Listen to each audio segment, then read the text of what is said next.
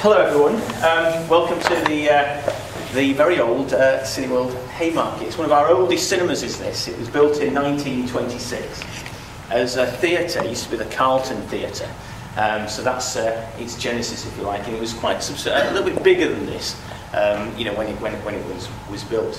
1936 it converted to a cinema, not Cineworld then, I hasten to add, but we've hosted royal premieres here, the Queen's been here, the Queen Mum's been here, Di's been here, Fergie's been here, everyone, all the great and good have been in this particular cinema. In fact, we did a little bit of a reconversion just a couple of years ago here, where we showed a brief encounter. We went into a little bit of a foray into West End theatre. So there's a big space behind there, and the screen came down and the stage went up, and it was quite successful for us for a little while, so we dabbled in a few things there. But I don't want to give you a history lesson about Cineworld Haymarket, no matter how interesting I might find that. I want to talk to you today about what we do within Cineworld, a Cineworld opportunity, if you like, and I look after learning and development within that this particular business. So pretty much everything that goes on for any job role, if you like. And it's always been very, very important for me to create a structure, an infrastructure, if you like, which provides opportunity for people coming in at the ground level, if you like, working as a team member, and then having a framework by which you can grow with the company, grow not only in terms of career progression, but personally as well. You know, with your own, in terms of academia, and we've done a lot of work with Cullen Scholefield to make that happen. That's what I want to do, and I'm going to tell you about that in the context of our business strategy. So I'm going to tell you about what we're trying to do and the journey, if you like, that we've come on, and I'll show you how I'm going to do that in a moment. But before I do that, I want to just entertain you with a little bit of a film, and this is the movie that we show as part of our onboarding package, which I'm also very excited about. I won't be talking too much about onboarding today, but it's a really, really important aspect of what we do. And this is just a little bit of a video that we show our new team members. This is a story, but not just any story. This is the Cineworld story. It all began way back when, in 1996, in a mythical land called Stevenage, which is particularly apt, as the man at the centre of our story is called Steve. This is a story about growth, about one man's journey from one idea, from one cinema with one goal, to become #1 in the UK. To build great cinemas that stand the test of time, to deliver a great experience that people will keep on coming back for. All delivered through our wonderful people. All 4,500 of them. You see, great people have always been at the heart of what we do. And great people have a habit of attracting other great people. We've also always been about investing in our people. We train our people, we give them advice, and we love our people. Only in a strictly platonic, non-sexual, professional manner which does not discriminate in any way, shape or form and will not cause harm either mentally, physically or spiritually, does not infringe... Ah, yes. Where were we? The dream that started in Stevenage. A dream that started inside Steve's head. A Steve within a Steve, if you will. That dream was to become #1, top of the pops, king of the hill. And we've done it. We are the undisputed kings of the box office. And how have we got here?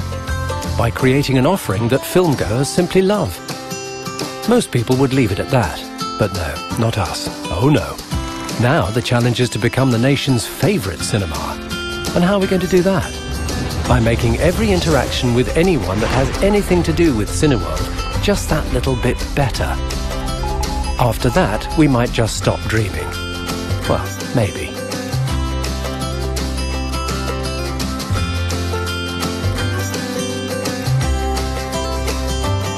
That was basically a clip which basically tells you about how Cineworld began. But I've worked with the company now for quite a while. I started at the second cinema, and the reason why I'm quite passionate about growth, if you like, is because I was one of those people that was given an opportunity. And that's very, very important for me. So I wanted to be a journalist at the beginning of time, and I sort of fell in. I call myself an accidental careerist, and I fell into the sort of job, and I really loved it. I just absolutely adored it. Liked the people that I worked with, liked the fact that customers came into this particular environment to have a good time. What a lovely place to work. And obviously I got free films and all that sort of stuff, which is all fantastic too. But despite working for one company for a period of time, I often think about that. I think, well, actually I've worked for 4 different variations of that same company. Because very much at the beginning, Cineworld was a start-up business. I worked for the number 2 cinema. And over the period of time from, I think, 1996 to 2004, I think we opened 35 multiplexes. Well, that was quite huge, from a standing start to open 35 multiplexes. And of course, what that means when you're growing at such a rate is that the operational sort of procedures, that things start to stretch. You make things up as you go along to some extent. And the thing that I've learned from that, and I reflect back on that period, is that we didn't really have a good succession program. So essentially, when we opened a new cinema, we would be promoting people on technical ability. They would go into a new cinema, and then the old cinemas would sort of be left, if you like, to get on with things. And of course, what that meant is that we didn't have the knowledge retained in the business. It means that we were really playing catch up a lot of the time, so we weren't able to grow organically our existing estate. We're focusing outwardly too much. And what did that mean in terms of the people within the cinemas at the time? Well, it means that they struggled. It means that if we lost a manager or if we lost a key member of staff, we couldn't replace that person immediately because we had nobody to step up. So they were overstretched, and the jobs were, essentially weren't getting done. So my experience of that particular side of the type of company that I worked for, that startup, big growth company, was that if you're going to do that, you have to have an infrastructure in place that allows you to sort of manage succession and get people ready when those cinemas open, those units open, so that they can move into them and you can show business continuity. The next company that I worked for was when Blackstone, the private equity company, took over Cine UK as it was then. And then they sort of bought another similar size circuit called UGC Cinemas, merged them together. Well, my goodness, talk about changing cultures. You had one big established brand and one sort of startup. So one with sort of just trying to figure things out, and one which had serious depth and serious history to it, really established procedures. Well, I came into learning and development at that point, and that was a really, really interesting time for me, because the lesson that I learned at that point was that it's really important to get the infrastructure right. So we couldn't really sort of think about sort of high-end management development at that point. It was really crucial to get the basic staff training right, the basic procedures right. It's so crucial that when you went into one cinema, you would be able to speak to somebody on the same level and have them understand, and have everyone understand, what it is you're trying to do in terms of the basic operational procedures. So it's really important to get the infrastructure right at that point. And we did that. We went back to basics, and that merger, if you like, was a success when you consider 2 similar-sized companies coming together. And the third company that I worked for was in 2007, when we went onto the London Stock Exchange. We're still the only listed company, if you like. And that made us look at business in a different way, because we've merged things together, we've got our synergies now, and now it's a case of really looking at strategy and how we can grow the business. We've got responsibilities to shareholders and other people, all sorts. We've got to be able to grow that business. So that means battening down the hatches, making sure that we're absolutely compliant with things, but also that we're being serious about growth. And not only growth externally, but using those cinemas and actually getting as much growth from our individual units as humanly possible. And that meant efficiencies. That meant training, if you like. That meant the start of the journey of a high-end leadership and management program. That's what really became important then. And now we've just opened our 81st cinema in Wembley.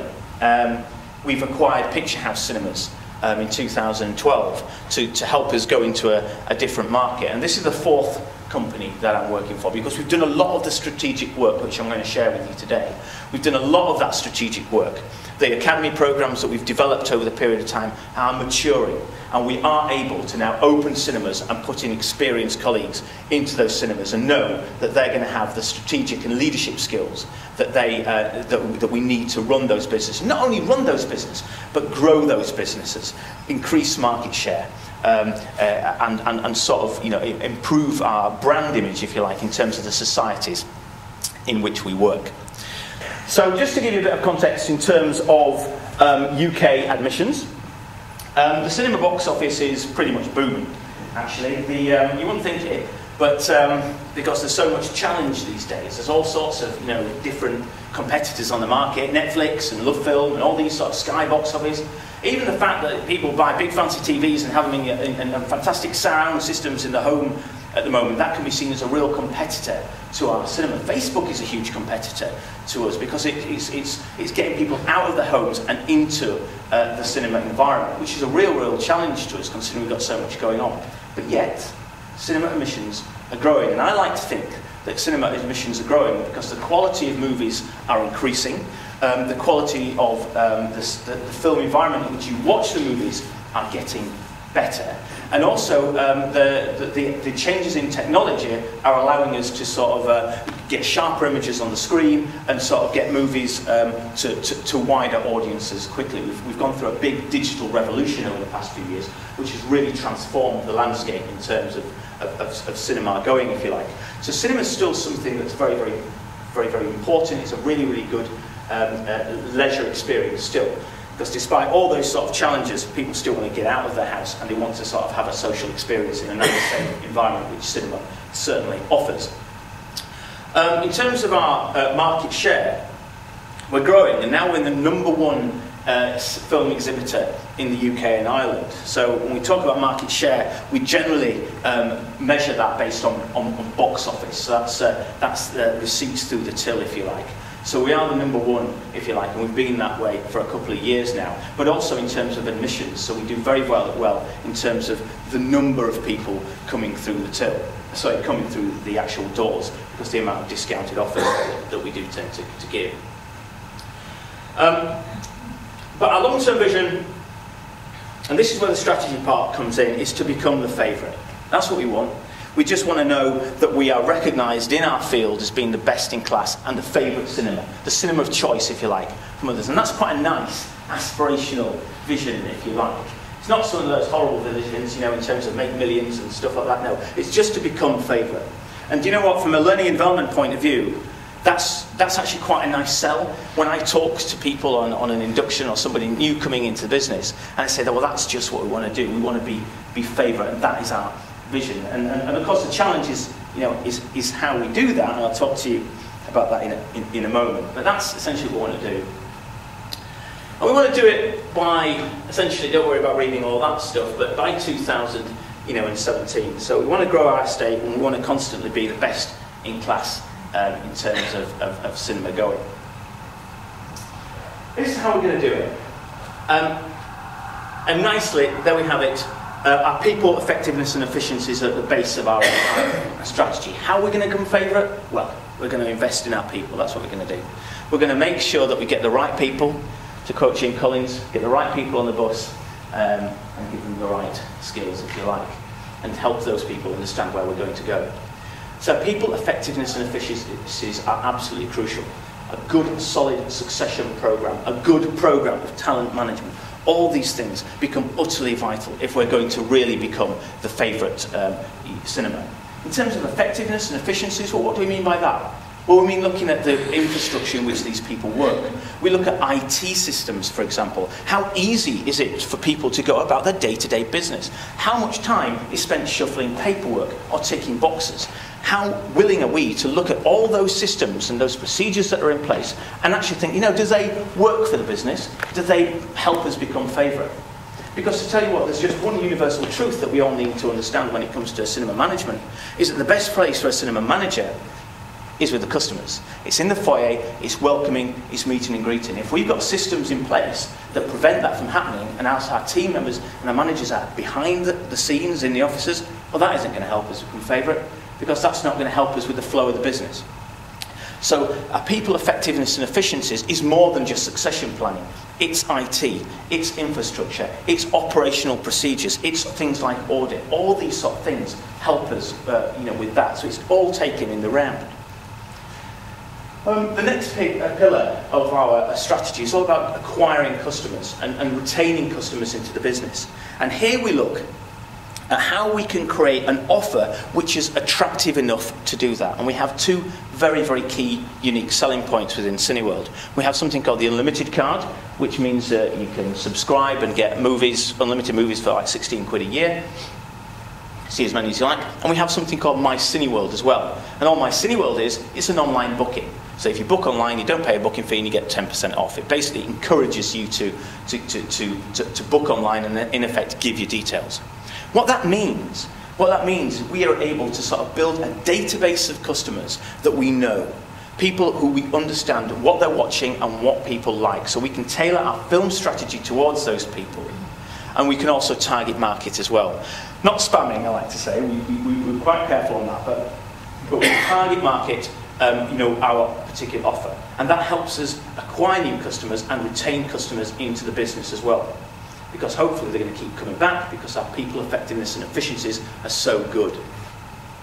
And right at the very top, that's what is crucial. It's the customer experience. It can't be denied how important that is.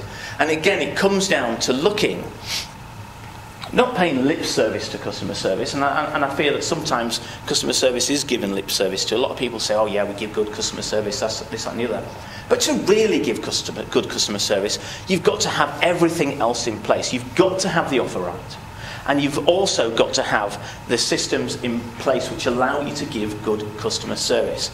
You need to have the people in place. You need to get people outside of the back office into the front. And you also need to, and I'll talk about a little bit more about this in a bit, the culture of the business. Does it allow empowerment, for example? Does it give trust and to the front line?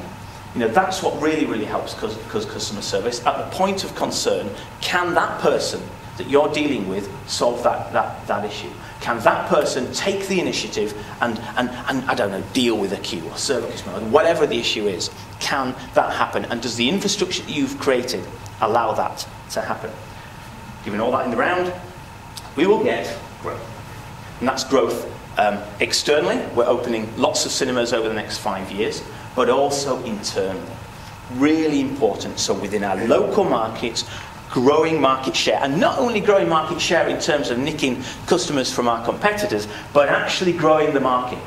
Actually growing the market because people recognise that cinema is a great place to go, it's a really exciting place to visit, and because of the reputation that we have in terms of word of mouth, via social media, what have you, then people keep coming. So we grow the cinema-going universe, if you like. It's not just a case of robbing Peter to pay Paul. So that's a little bit about what our strategy here is. And this is a nice little, another big summary. Essentially what we're talking about there, particularly with the strategies on Unlimited My Cineworld, we get to know our customers, we communicate with them, we improve our customer service, we drive frequency, and we increase profit. And that's it. And everything links in together. And by creating the best cinema experience, we develop our people, and everyone wins. It's a nice win-win situation. There's another nice model that I've taken inspiration from, and that's the Sears profit chain model, which says that if you increase engagement, if you like, then you increase customer satisfaction, and therefore you increase the likelihood that people are going to invest in that business, whether that be repeat visit or spend more, if you like. So that's sort of how important things are to us.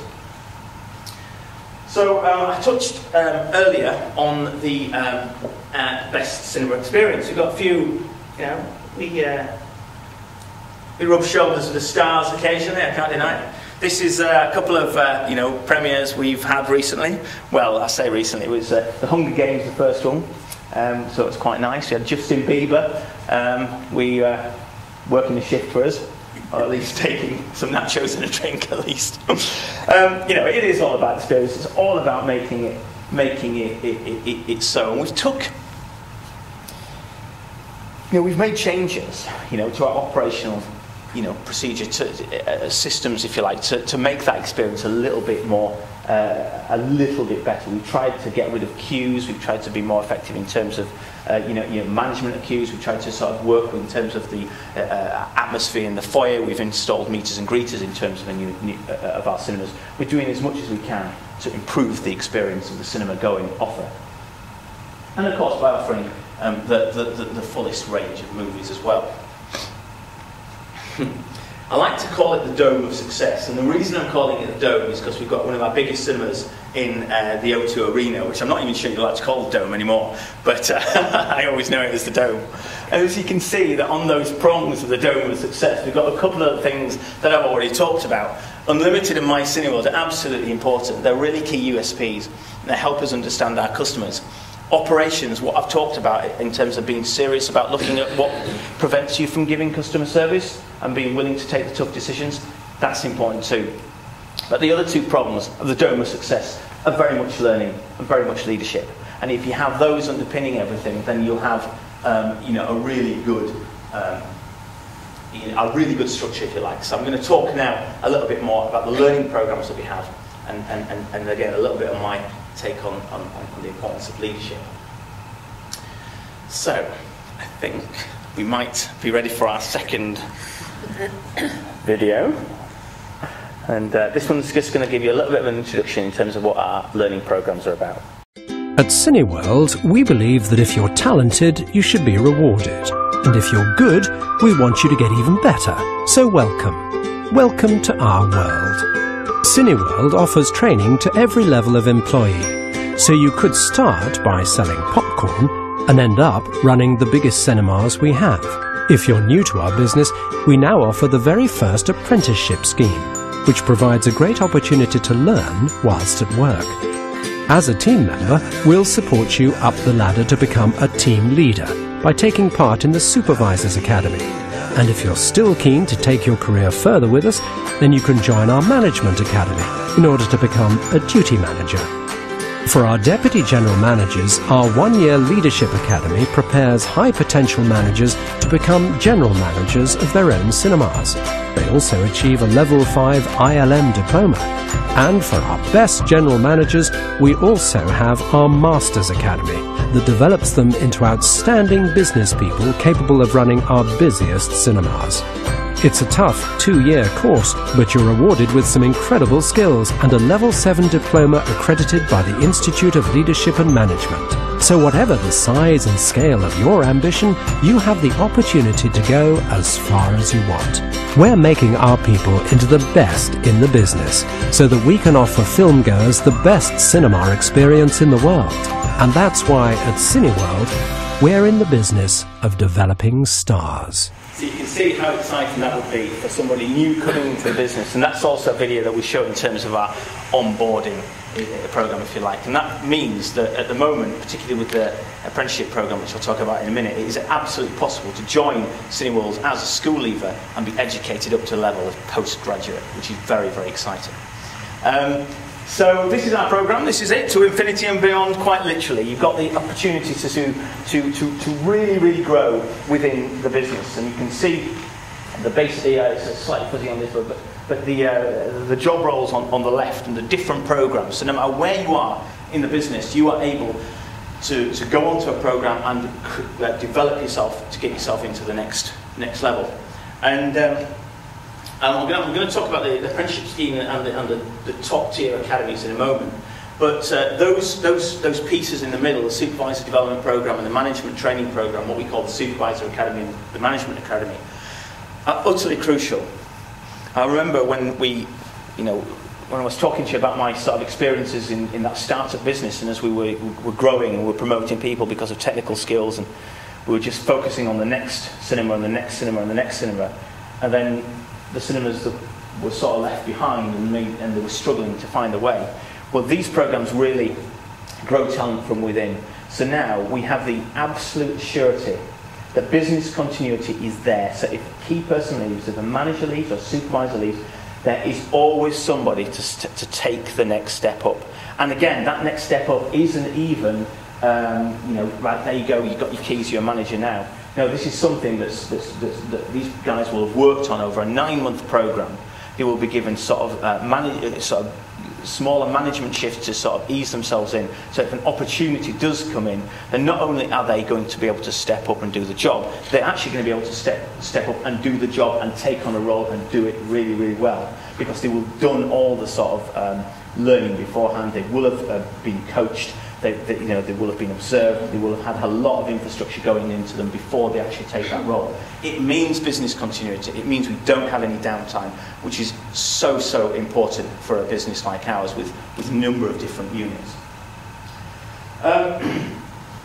So there we go. So that's and of course all that is supported with, we've got apprenticeships that we run through First for Skills, and we've got our own apprenticeship that we run with Creative Process I'll talk to you about in a moment.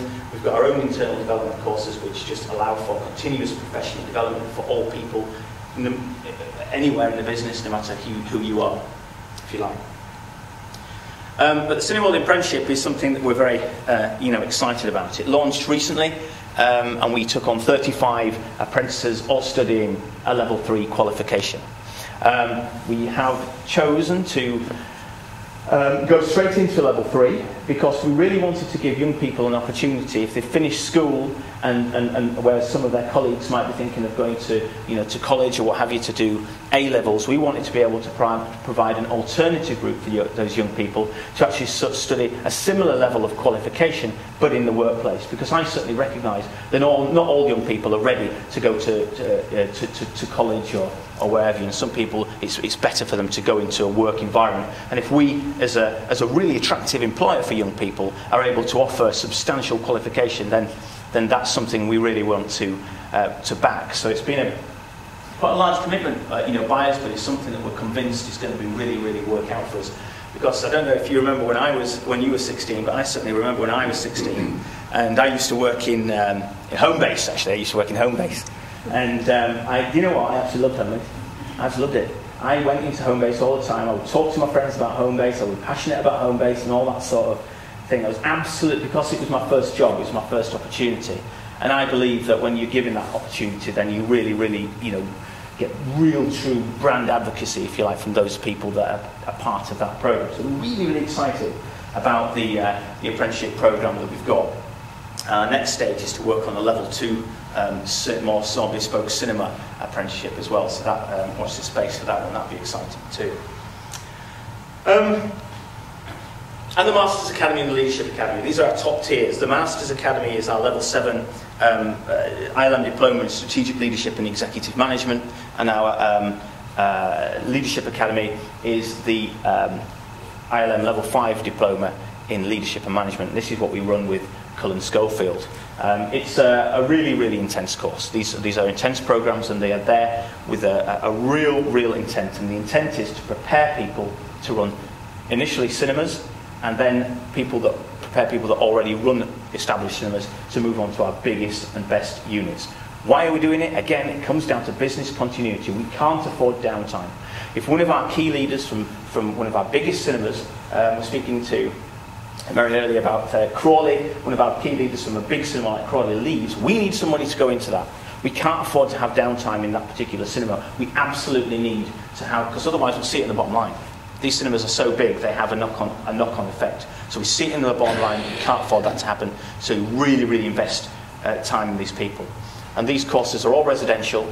The Masters is 18 nights, 18 days residential a year, and the Leadership is 9 days residential a year. They all get a mentor, everyone gets a mentor, everyone gets a coach. Everyone gets a study day off per month. We really go to town in terms of investing in these people, because these are absolutely the future. If we want to be serious about growth, if we want to be serious about business continuity and growing, we've got to be serious about learning and development, and that's exactly what we're doing at this level.